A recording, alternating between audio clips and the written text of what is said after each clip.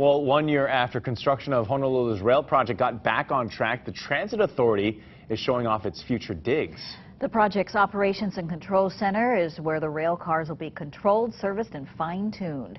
KITV4's Andrew Pereira is back from the site and brings us this update. Andrew.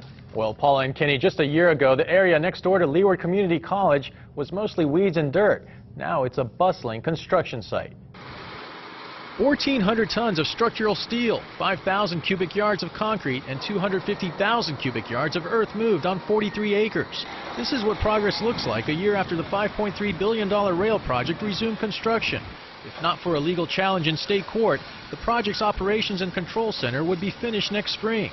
Completion of the rail depot is now expected in January 2016, with actual trains to follow.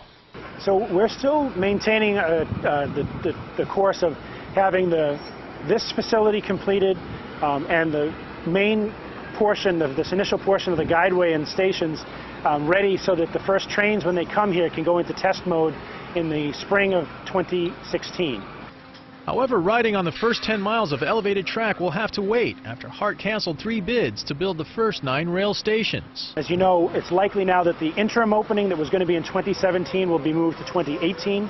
The full 20 miles of the rail project is still scheduled to open in March of 2019, and when it does, it should provide a tremendous employment opportunity for local folks. The commitment from Ansaldo Joint Venture is that 99% of the employees that will be working at this site in the future, the 300 or so people who will actually work across the system, will be local people.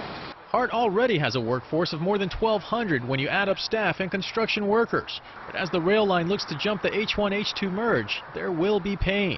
Kiewit says lane closures will occur on the freeway. The plan is to take lanes that are directly under our work and maintain access around. KITV4 has confirmed this is the color scheme chosen by Hart for the 80 rail cars that will service the system. Trains in groups of 4 will run from 4 in the morning until midnight in 5-minute intervals during peak hours. All cleaning, servicing, and driving of the trains will be done at the Operations and Control Center inside 4 main buildings. Part of the servicing includes keeping steel wheels in tune. A tight fit between the wheel and the railhead helps to maintain for a very quiet ride and a very energy efficient ride as well. Since this will be the first driverless train system in the U.S., each rail station and each rail car will have a call box to reach someone at the Operations and Control Center. The system will also feature about 1,500 closed-circuit cameras. Paula?